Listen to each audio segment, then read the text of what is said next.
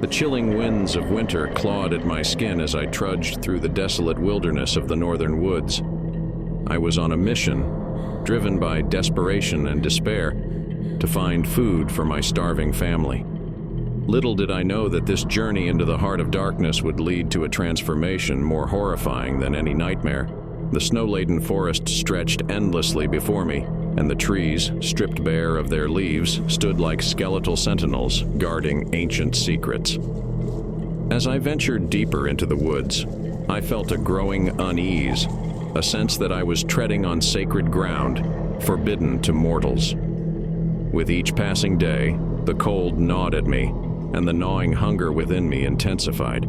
My wife, Clara, and our 2 children, Emily and Thomas, relied on me to provide for them. But the cruel winter had driven game scarce, and I had ventured farther into the wilderness than ever before. One evening, as I scoured the forest for any sign of prey, I stumbled upon a gruesome sight, a deer, its carcass picked clean of flesh, lying in the snow. It was as if something had torn into the creature with a savage hunger that defied explanation. Despite the eerie scene, I couldn't ignore the opportunity it presented. I gathered the remains of the deer and returned to my family, hoping that the meat would provide much-needed sustenance. That night, as we huddled around the meager fire in our small cabin, I roasted the deer's meat.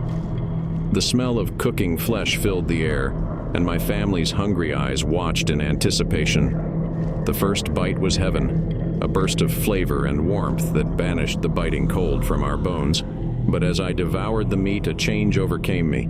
A feeling of power and exhilaration coursed through my veins, and I couldn't stop myself from consuming every last morsel of the deer's flesh. The hunger, once insatiable, was now satisfied, but it had left me changed. That night, as I lay in bed, I felt a strange sensation, a prickling at the back of my neck, a whisper in the shadows. I turned to see a figure standing in the corner of the room, its eyes gleaming with an unnatural hunger. It was a wendigo, a creature of Native American folklore, born of cannibalism and insatiable greed. The legend had always been dismissed as superstition, but now, confronted with the creature before me, I knew the truth. The wendigo spoke, its voice a chilling whisper that filled the room. "You have consumed the flesh of the innocent, and now you are mine. You will hunger for more, and you will never be satisfied." I tried to scream, to wake my family, but no sound escaped my lips. The wendigo advanced, its skeletal hand reaching out to touch my forehead. In that moment, a searing pain shot through my body, and I could feel a transformation taking place. My limbs elongated, my fingers sharpened into claws, and my skin stretched tight across my bones. I had become a wendigo, a monster born of my own greed and desperation. I could feel the insatiable hunger gnawing at me, a hunger that could only be sated by consuming human flesh. I fled into the night, driven by a craving I could not control. My family was no longer my concern. They were mere prey to satisfy my monstrous appetite. The forest had become a sinister realm, its trees whispering secrets of cannibalism and terror. As the days turned into weeks, I hunted in the darkness, seeking out unsuspecting travelers who had ventured too far into the woods. The wendigo within me reveled in the hunt, in the taste of human flesh, and I was powerless to resist its insatiable appetite. Each kill left me emptier, more hollow, as if the wendigo's hunger could never truly be satisfied. I watched as the remnants of my humanity slipped away, replaced by a monstrous desire that drove me to commit unspeakable acts.